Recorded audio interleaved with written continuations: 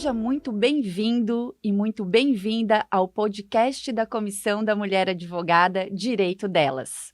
No episódio de hoje, nós vamos conversar sobre a vida profissional e os desafios decorrentes das restrições alimentares.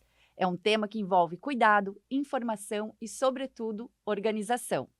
As restrições alimentares fazem parte da realidade de muitas pessoas e impactam diretamente a saúde, a concentração e a permanência em atividades profissionais prolongadas. Então, a proposta da nossa conversa de hoje é compartilhar experiências, esclarecer cuidados importantes e refletir sobre como o planejamento alimentar pode ser uma ferramenta de autonomia no dia a dia profissional. E, para a nossa conversa de hoje, nós temos duas convidadas, advogadas, a doutora Luísa Câmara e a doutora Suzete, que eu não vou me arriscar dizer o sobrenome. Doutora Suzete, seu sobrenome, por favor. Suzete Habsreuter. Maravilhosa. E a nossa nutricionista, que vai dar aqui as dicas valiosíssimas, a doutora Bárbara Lino. Sejam todas muito bem-vindas. Obrigada. E, para começar a nossa conversa, eu vou dar a vez de fala para a doutora Luísa, para que fale qual é a sua intolerância, né, e a sua participação na Comissão da Mulher Advogada. Conta um pouquinho sobre você para a gente, vamos aí se apresentar. Obrigada, bom dia, ouvintes, obrigada pelo convite. Eu sou advogada, sou celíaca, tenho diagnóstico já há mais de 20 anos, e quando eu recebi, era numa época em que quase não se falava, né, nessa dieta sem glúten, que na verdade para mim não é uma dieta, é uma questão mesmo de saúde, né, de sobrevivência, de autocuidado, do que fala muito sobre o meu bem-estar. É isso. Então tá, bom dia a todas, né, que nos ouvem. E a minha situação, ela é referente à restrição, à intolerância à lactose, né, e ela surgiu na minha vida em 2013.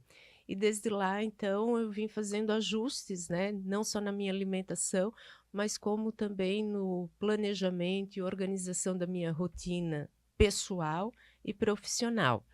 Eu hoje estou à frente da Comissão da Mulher Advogada, então na subseção de Blumenau, e lá temos várias tentações gastronômicas, né, mas a gente consegue então se adaptar, né, e ter uma alimentação equilibrada e saudável, sem ter que fazer uso, né, como eu comentei com a doutora Bárbara, sem ter que ficar dependente da lactase, né, então da medicação, né, que a gente pode fazer uso. Então isso é bem importante, conseguir viver sem medicação.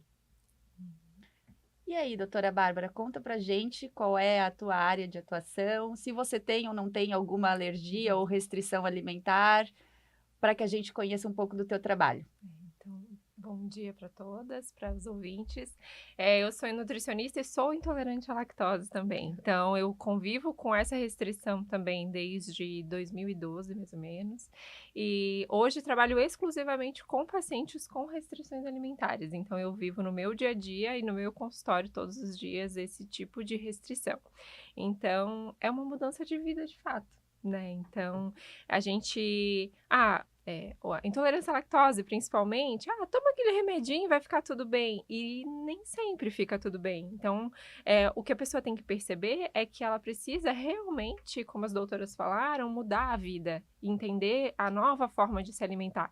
E isso, na maioria das vezes, é o mais difícil. Bom, não vou deixar de me apresentar, né? Eu sou a Paula Ávila Poli, também sou advogada, sou intolerante à lactose, sou a secretária da Comissão da Mulher Advogada estadual, estou aqui representando a doutora Herta, e a gente nunca pode deixar de agradecer pelo espaço que temos aqui, né, dentro da OAB, para trazer esse tipo de conversa que é super importante. E já vou responder aqui o que a doutora Bárbara falou. Para mim, por exemplo, a lactase não funciona. Não tem nenhum efeito para mim. Então, eu preciso fazer as escolhas, né? Quais apostas que eu vou fazer, porque tem vezes que a gente tem vontade de comer. Então, no meu caso, como a lactase não funciona, é selecionar entre aqueles alimentos que eu gosto, aquele que menos me faz mal. Porque se eu fosse, né, depender da lactase, eu não teria sucesso. Mas vamos iniciar a nossa roda de conversa, então, falando um pouco sobre isso. Como a restrição alimentar influencia no teu dia, Luísa, quando os dias são mais longos? Tem evento, tem reunião, tem audiência, porque a alimentação, especialmente para os celíacos, né? Que são, eu acredito que seja uma restrição ainda maior e um pouco mais dificultoso. Como é que tu te organiza para esses dias mais longos? Sim, a doença celíaca é bem mais severa porque nós não temos nenhum recurso, né, de nenhuma medicina que a gente possa se utilizar para continuar se alimentando normalmente. Então, eu realmente, em dias mais longos, eu tenho que me organizar, trazer sempre uma fruta, um snack. Eu prefiro as oleaginosas, né? E hoje em dia a gente tem uma vasta oferta no mercado. São alimentos um pouco mais caros, sim. Mas eu sempre digo que o arroz com ovo não tem glúten, né? Porque às vezes as pessoas falam que, ai, não, isso aí é uma frescurinha, né? É uma história, assim, de quem pode pagar. Na verdade, não. É você entender como é que funciona a doença, né? E o seu organismo, principalmente, se respeitar. E haver uma postura também, né? Exigir uma postura também das pessoas que estão te recebendo, já comunicá-las, né? Eu acho que isso também é muito importante. Então, eu sempre levo algum snack, algum alimento que possa me salvar nesse dia mais longo, numa audiência, né? Para que eu não fique ali com fome e me sentindo mal, né? Por não ter nenhum recurso. E a doutora Luísa já foi, né? A doutora Suzete, como é que são os dias mais longos para você? Eu também aí acabo usando essa estratégia de trazer, né, sempre na bolsa, na mochila, no carro, sempre eu tenho alguma coisa que eu possa estar ingerindo aí, né? Até porque eu tenho uma necessidade, assim, de estar me alimentando a cada 3 horas, né? Como pouco, mas os intervalos são curtos, né, nessas 3 horas, então eu sempre tenho que ter alguma coisa comigo. Em todos os lugares eu tenho algo para me salvar. E aí acabo utilizando aquela estratégia, né, mais casca, menos embalagem. E como isso funciona? Eu uso muito como muita fruta fresca, as frutas secas também me salvam muito, principalmente dentro do carro, né, elas ficam lá estocadas, né, para, por exemplo, hoje que eu faço o deslocamento, né, de Blumenau até Florianópolis, eu sempre tenho as frutas secas dentro do carro, não preciso nem me preocupar, agora é de manhã cedo, arrumar as coisas, não, já está lá o kit, né, para ficar me alimentando durante os deslocamentos.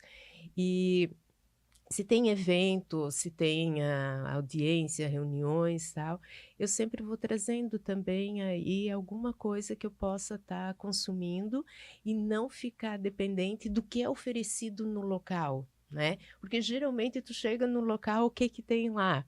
Pão de queijo para te comer, o que é um veneno, né? No meu caso.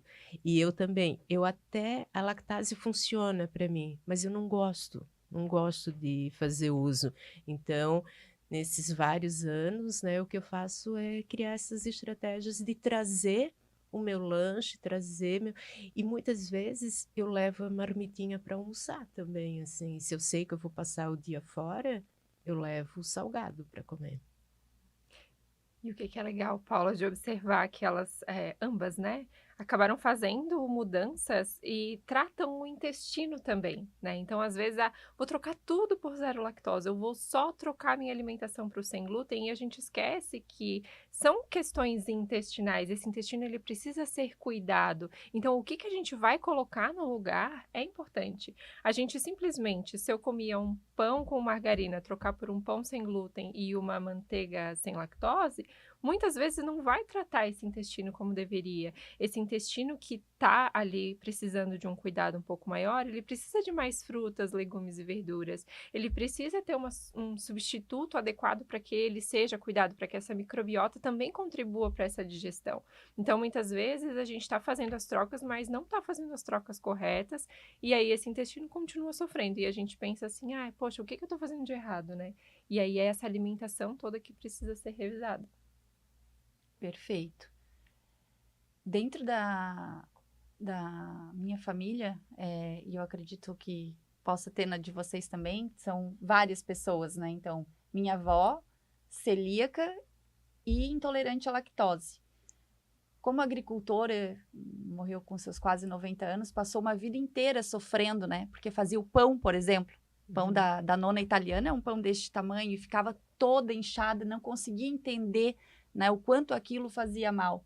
Demorou muito tempo, ela já era idosa quando teve o diagnóstico correto para poder acabar com aquele mal-estar. Então, as coisas evoluem, né? Quando eu soube que era intolerante, eu tinha 27, e lá se vão alguns anos, também foi difícil no começo. Parece que você não pode comer mais nada. É um sofrimento, né? De repente você consome as coisas naturalmente, de repente você não pode mais consumir. Eu acho que essa confusão e a orientação mesmo de procurar um nutricionista e entender, porque há um estudo para isso. E esse estudo, ele vai te trazer conforto e vai te trazer uma melhor adaptação do organismo, até o ponto que você consegue entender o que realmente te faz mais mal. E eu hoje tenho essa consciência, né? Por exemplo, a mussarela de búfala, que eu tanto gostava, é algo que saiu completamente da minha vida. Não posso de jeito nenhum. Tem outras coisas que eu já tolero um pouco melhor. Os queijos amarelos, por exemplo. Né? Eu tolero os queijos amarelos. Mas se eu comer um brie, um mascarpone, não tem. Então, mas é importante que a informação chegue para as pessoas, porque às vezes na tentativa de solucionar, autossolucionar, não tem o cuidado mais dedicado ao intestino, à saúde como um todo, porque o intestino ele é a base de tudo, né? Sem tratar o intestino, não tem uma pele saudável, uma nutrição, absorção dos próprios nutrientes. Então, eu acredito que essa seja, a informação realmente seja o caminho, é por isso que estamos aqui hoje. Bem, vamos lá, perguntas agora diretas para nutricionista. De forma simples, doutora Bárbara, o que são restrições e intolerâncias e por que elas exigem atenção contínua? Bom, primeiro a gente precisa entender que elas são. A gente coloca tudo no mesmo cesto, né? As intolerâncias e alergias, e elas são coisas diferentes. Uma intolerância à lactose, por exemplo, é uma dificuldade de digestão. Então, essa pessoa tem uma deficiência enzimática. Ela não produz em quantidade suficiente ou ela não produz a lactase, que é a enzima que quebra a lactose em glicose e galactose. Já a doença celíaca, ela tem um aspecto um pouco mais genético, de fato, e essa pessoa, então, ela reage ao glúten. É uma reação autoimune. Então, é um pouco diferente e, por isso, também precisa ser tratado de formas diferentes. A gente coloca no mesmo cesto porque essas pessoas, elas precisam de um cuidado e uma alimentação que é diferenciada. Mas, até essa questão do queijo, algumas pessoas que vão ter uma reação mais à proteína do leite, a mussarela de búfala é legal. Então, a mussarela de búfala, ela vai ter uma proteína um pouco diferente, de um animal diferente, porque a pessoa muitas vezes reage mais ao leite de vaca. Já quando é uma intolerância à lactose, fica mais legal se consumir um queijo mais maturado. Mas para quem tem uma questão com a proteína do leite, um queijo mais maturado também vai ser mais denso em proteínas do leite de vaca. Então, a individualidade também vai ser importante nesse quesito. Então, ter um diagnóstico correto e buscar entender qual é, de fato, a sua restrição e, de fato, o que vai te fazer bem, muitas vezes vai ser na tentativa e erro, mas ter o diagnóstico, né, por exames, entender se existe uma doença celíaca, ou às vezes é uma sensibilidade ao glúten simplesmente. Então, fazer esse diagnóstico correto vai ajudar bastante nisso também. E quais seriam os cuidados essenciais, aqueles que as pessoas que têm restrição ou intolerância não podem deixar de dar atenção? Doença celíaca, por exemplo, é exclusão, né? Então, a gente vai excluir os alimentos com glúten. Com o diagnóstico correto, então, no começo, em geral, a gente faz uma restrição bem severa até a traços. Então, essa cozinha, essa casa, ela precisa ser livre de glúten. Então, até a contaminação cruzada vai ser importante. Então, algo que tocou no alimento com glúten não pode estar... Até no supermercado, a gente vê muitas vezes perto. Daí eu penso, meu Deus, quem foi que organizou esse supermercado? Né? Então, assim, a contaminação cruzada, muitas vezes, ela vai ser importante.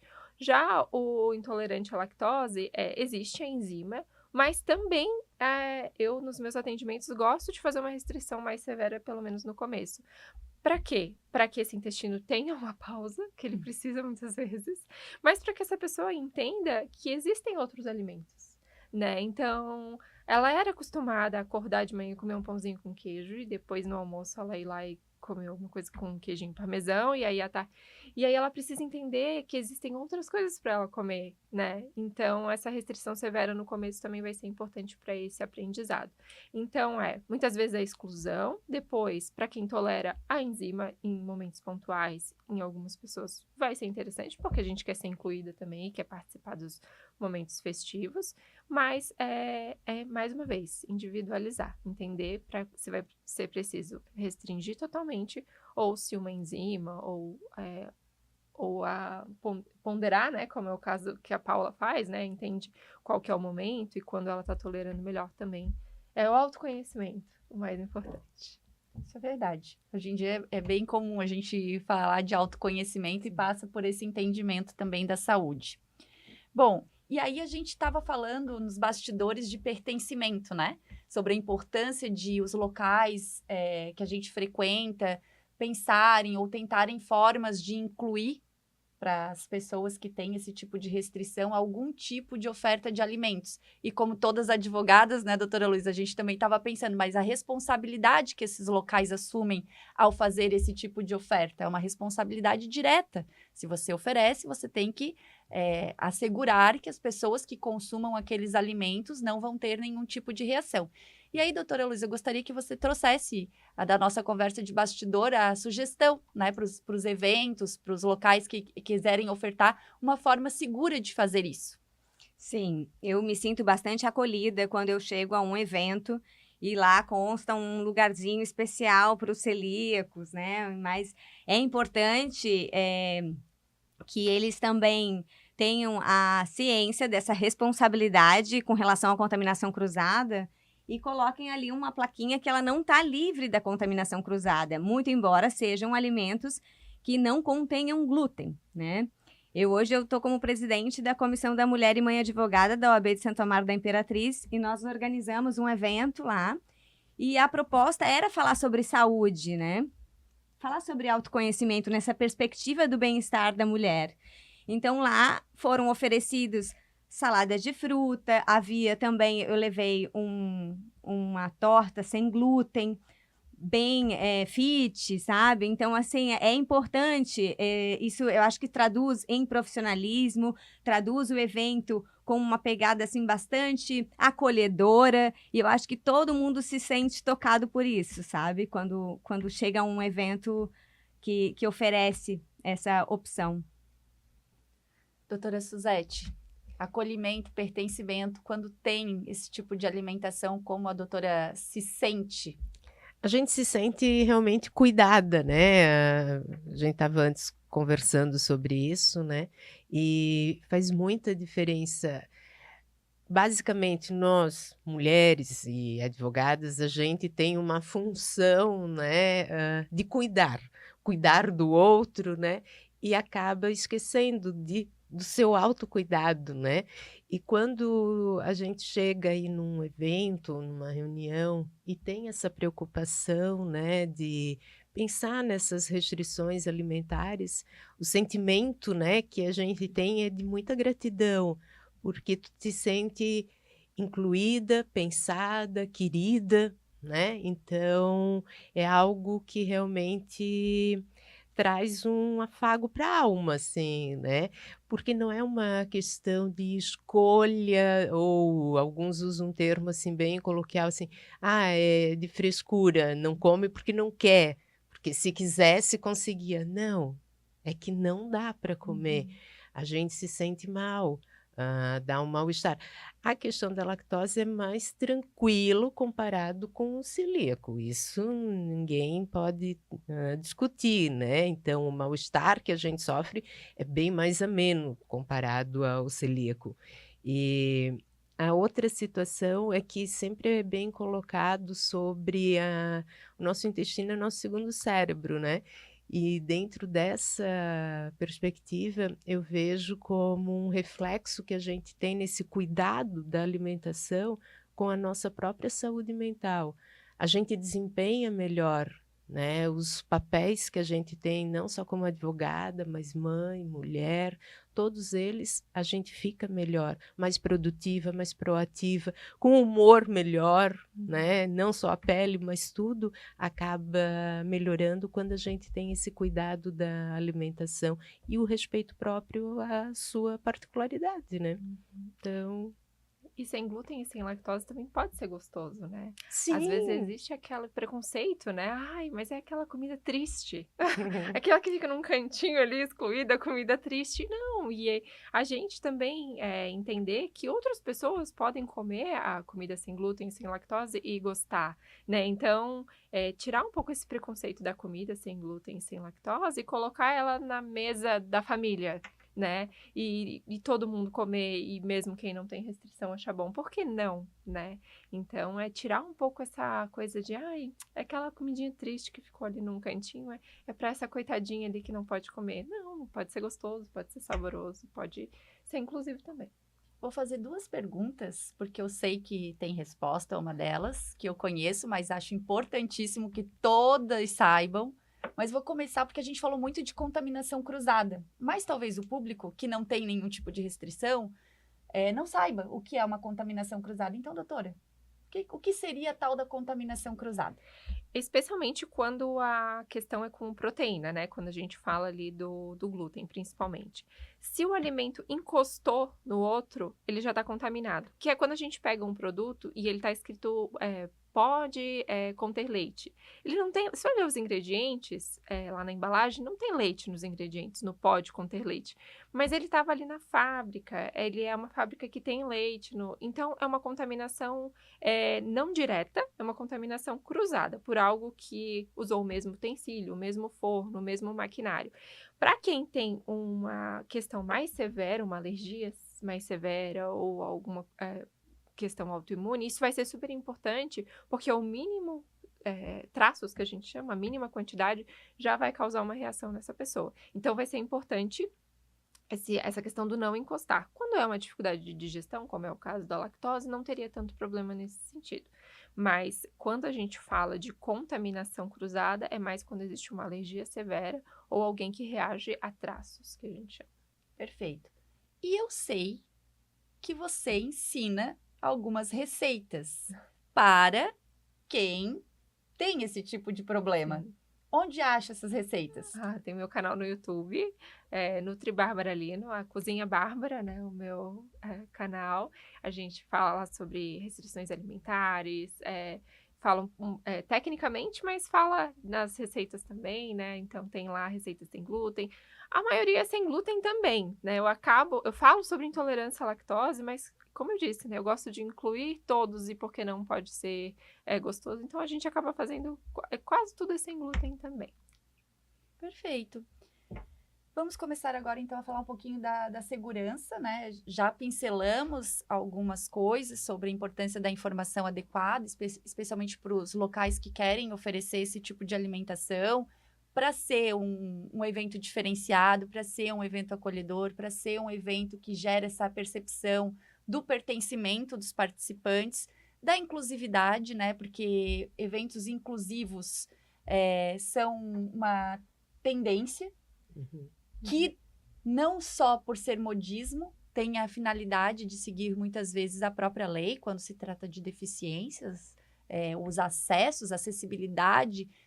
Então, por que não, né, evoluir para que as informações cheguem a esse tipo de locais, os locais possam pensar nisso e oferecer com informação, com segurança, esse tipo de alimentação e tratar com carinho todos, porque não é uma escolha.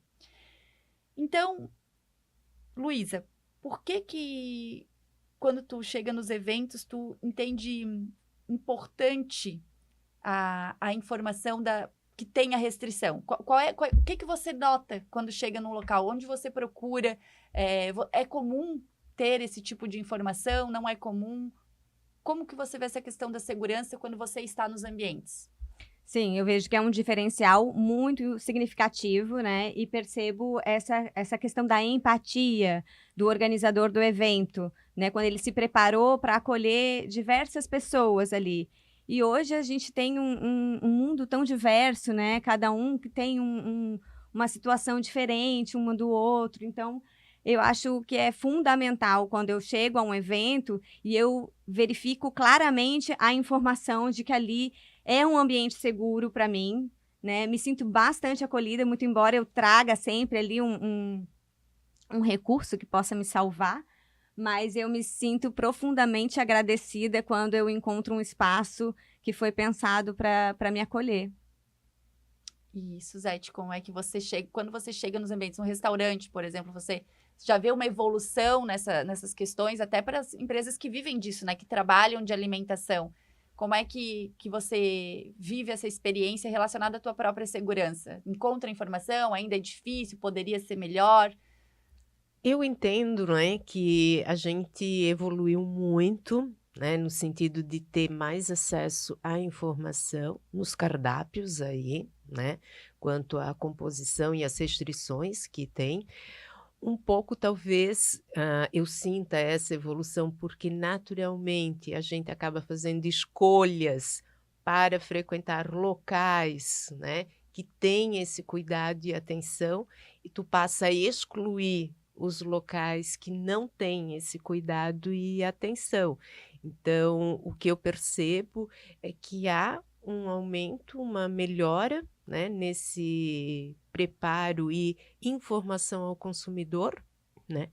A questão do alerta, né, de risco de contaminação cruzada, eu acho que é realmente muito importante, porque nós não temos, espaços ou pouquíssimos espaços com alimentação exclusiva para celíacos, né. Uhum. Então, sempre essa informação no cardápio, nos espaços, né, colocando do risco da contaminação cruzada, ela é bem relevante.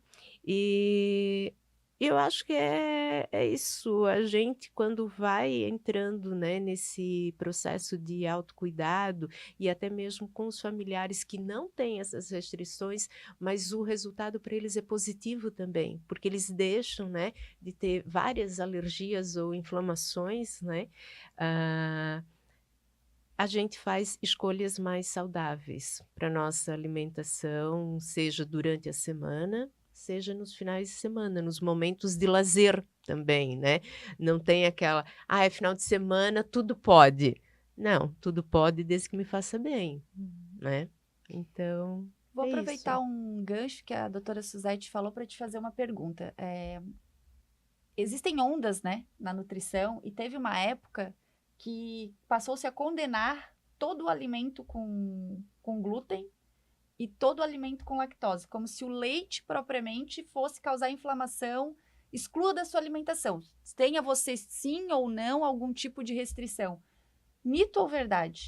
Mito. Não existe nenhuma evidência científica que diga que o leite é ruim para todos, mas ele vai ser inflamatório para quem tem uma questão com ele. Então, a gente dizer que o leite é inflamatório não é uma verdade. Agora, dizer que ele se torna inflamatório para quem tem restrições. Só que, assim, hoje a gente estima que cerca de 60% da população tem alguma questão, principalmente com o leite. Então, se a gente for ver, é bem relevante, né? Então, 60%. Então, a gente entender se essa pessoa é uma pessoa que tolera leite ou não vai ser importante para tomar essa decisão de rotular o alimento. Mas rotular sem glúten, sem lactose como saudável, como a gente estava falando no começo, não necessariamente. Às vezes pode ter algo sem glúten que é feito com uma farinha refinada e farinha polvilho e farinha de arroz, e vai ser tão nocivo quanto muito mais interessante se a pessoa come glúten, né? Seria comer um pão com glúten, mas com uma farinha boa de fermentação natural, do que trocar por aquele pão branco sem glúten, né? E a lactose é a mesma coisa. Ah, a gente vai tirar esse leite, a gente vai substituir pelo quê, né? A gente vai tirar ele e consumir um alimento zero lactose, industrializado, que foi adicionado uma enzima, mas que é aquele alimento que tem aquela lista de ingredientes gigante, que tem corantes, ou é um alimento mais natural, mais simples, feito em casa. Então, isso vai fazer mais diferença do que ser sem lactose ou não. Às vezes, eu pego o iogurte como exemplo. Um iogurte lá com 2 ingredientes, leite e fermento lácteo. E o iogurte zero lactose, mas cheio de corante, cheio de conservante, cheio de amido, vai ser muito mais interessante para aquela pessoa que tolera o leite comer aquele alimento que é mais simples, né? Então, cuidar um pouco com isso. Por que existe essa confusão? Por que muita gente cai nessa armadilha? Porque acontece isso, a gente acaba olhando para outros alimentos quando a gente descobre uma restrição. Mas como aquela minha colega que descobriu intolerância à lactose, se descobriu celíaca, ficou mais saudável, se eu tirar o glúten e a lactose, eu vou ficar mais saudável também. E não, a gente tem que saber quais são as nossas restrições e entender como a nossa alimentação funciona para ir fazer as nossas mudanças. Perfeito. Então, eu vou aproveitar mais esse momento para talvez desconstituir um outro fato, que não é fato no fim das contas, né? Mas as pessoas que estão num processo de emagrecimento acreditam que, excluindo esses 2 elementos, elas vão necessariamente emagrecer. Outro mito, então? É mito. Se a gente pensar, de novo, o que a gente vai colocar no lugar, em geral são coisas mais saudáveis que a gente coloca no lugar. Se a pessoa se alimentava de pizza, brigadeiro, são coisas que têm leite, e aí ela passa a comer um doce com, de repente, frutas secas ou algo assim, ela melhorou a qualidade da alimentação dela e, consequentemente, ela diminuiu as calorias dessa alimentação. Então, tirar o leite e o glúten não emagrece. Mudar a alimentação para algo mais saudável, aí sim. Modular esse intestino que antes não estava tolerando bem os alimentos e passa a digerir melhor os alimentos, também ajuda na questão hormonal, ajuda o corpo a se organizar melhor para o emagrecimento também. Então, é muito mais sobre o fato da pessoa ter organizado a alimentação dela e organizado ali as questões hormonais, as questões... Porque o intestino é um sítio de síntese hormonal também, né? Então, muito mais sobre a pessoa ter se organizado na alimentação do que necessariamente sobre algo que ela cortou. Doutora Luísa, como você se organiza, então, em relação a isso? Como é que é a tua rotina? Conta aí rapidamente pra gente. Como que a partir do teu diagnóstico você passou a se organizar para a gente encaminhar aí para a nossa reta final do nosso bate-papo. Sim, eu era bastante nova, né? E numa época que não se falava muito sobre isso. Então, logo que eu tive o diagnóstico, eu fui encaminhada para uma nutricionista para saber como comer. Automaticamente, eu emagreci muito naquela época, porque fiquei sem saber. Ao mesmo tempo que tive consciência de muitos produtos industrializados que eu me alimentava, que, para minha surpresa, tinham glúten. E era uma coisa que não era tão aparente, né? Por exemplo, hoje em dia, hoje eu já estou treinada, né? Já consigo caminhar pelos corredores do supermercado e identificar rapidamente aqueles que têm até chá.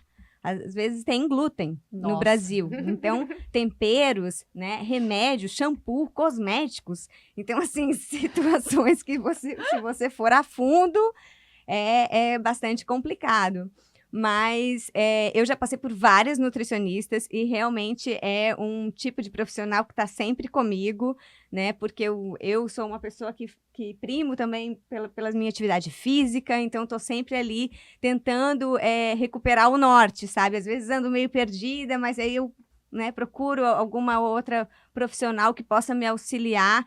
E hoje em dia eu vejo que a minha alimentação melhorou muito, né? Hoje em dia eu me utilizo muito mais de produtos mais naturais, né? Eu não me socorro só de lojas que produzem comida sem glúten. Não, eu como, né, as proteínas, eu como arroz, o feijão, aquela comida de verdade, né? Que é a comida com glúten é a comida de caixa, né? Uhum. Então é interessante que a gente vá busque a comida de verdade, né, que nutra realmente o nosso organismo e não fique se sobrevivendo apenas daquelas comidas, não, esse é o sem glúten, esse é o pão sem glúten, esse eu não sei o que é sem glúten, né? Então, isso me fez realmente melhorar muito a minha disposição, o meu humor, né, meu bem-estar. Perfeito. Doutora Suzete, conta pra gente. Então, como eu me organizo, tem que fazer feira uma vez por semana e ali é que eu faço todo o planejamento semanal da minha alimentação e na minha casa, né?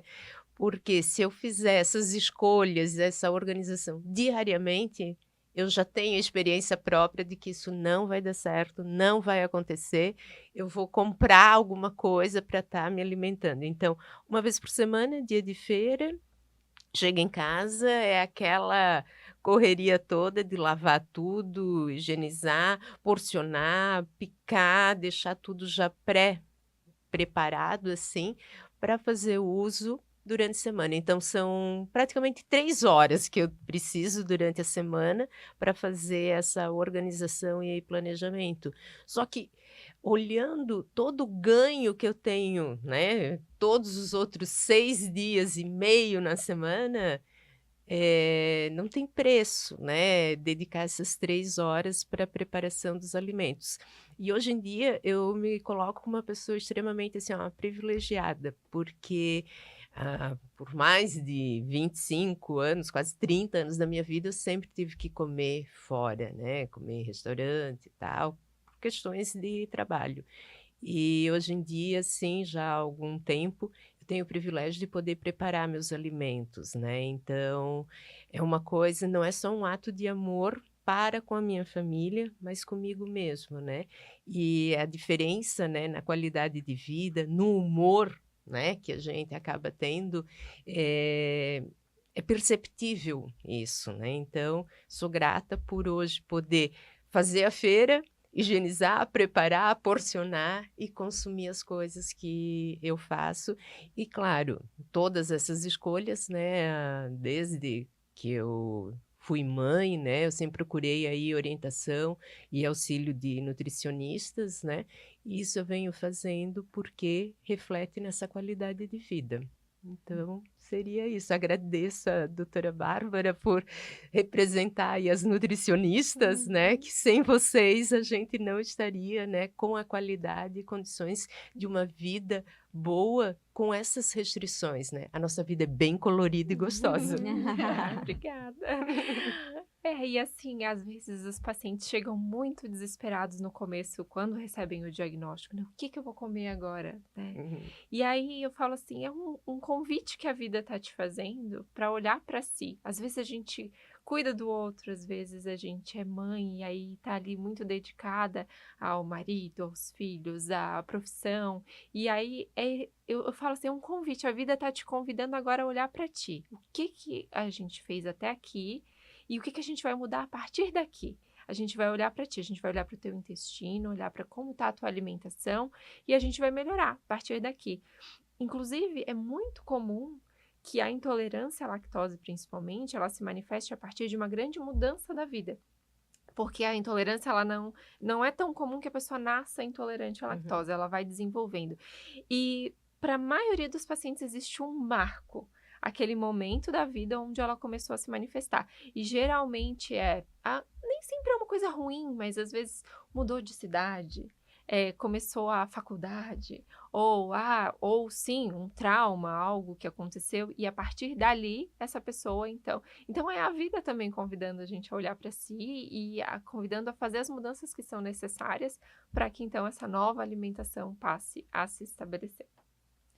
Sou só agradecimentos. Maravilhosas, todas as minhas convidadas, as convidadas da Comissão da Mulher Advogada, profissionais excelentes, gabaritadíssimas e aqui dividindo com a gente essa vulnerabilidade que se torna uma ferramenta de potência. Sim. Porque quem se dispõe a olhar para um problema e fazer dele uma ferramenta de mudança precisa ser elogiado, valorizado e acolhido.